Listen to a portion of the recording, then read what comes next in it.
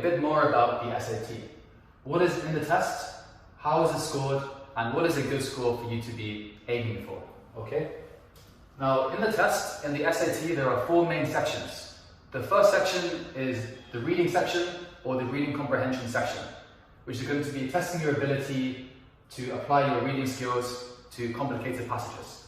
The second section is writing and language, which essentially just tests your ability to employ punctuation and grammar rules to answer questions, along with more questions testing your idea, how should you arrange the ideas in a passage, and so on.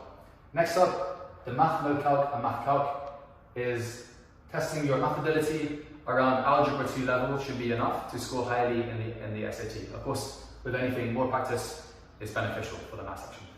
All right, next up we have how is the SAT scored? Now in total, the SAT is scored out of 1,600 points, okay, or 1,600.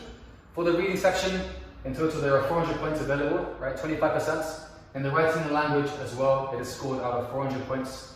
And for the math section, which includes the no calc and the calc sections, in total it is out of 800 points. Okay, next up. What is a good score in the SAT? Now, this question I hear a lot, and it really is very subjective to you, right? What kind of score do you want to get into? If you're aiming for a score like Miami, a good score for you would be to aim for 1,300, okay, in the SAT. If you're aiming for one of the best schools in the world, such as MIT, Harvard, Princeton, and so on, you should be aiming to get 1,550 or around this score would be enough, okay? Alright, so for the SAT reading section, there are many tricks and tips that you can employ yourselves to solve the questions. Today, we're going to be talking about one tool that you can use to solve the questions given to you. Now, this is called eliminating the extreme answers. So in the reading section, some questions will use words such as, or some of the answers in the questions will use words like absolutely, always, never, and must. Now these are really big red flags, because from the text, we can never truly infer or be able to know if this is always going to be the case, or will never be the case. These meanings are too strong. The best way to see this would be with an example, right?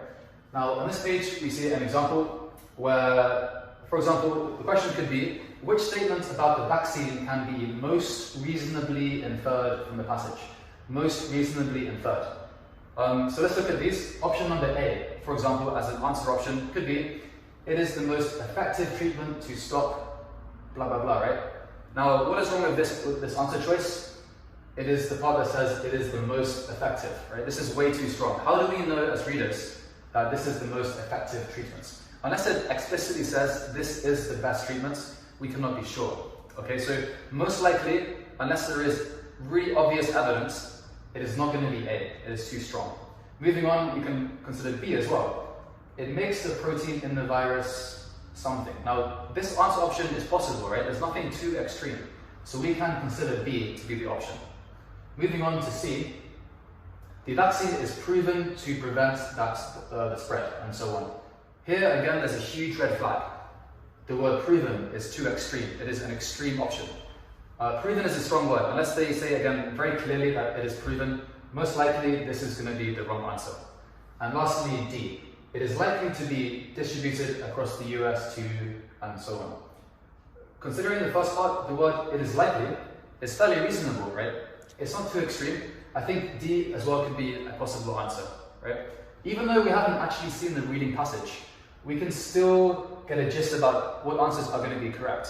So already we know that it must be B or D, and we have improved our odds significantly.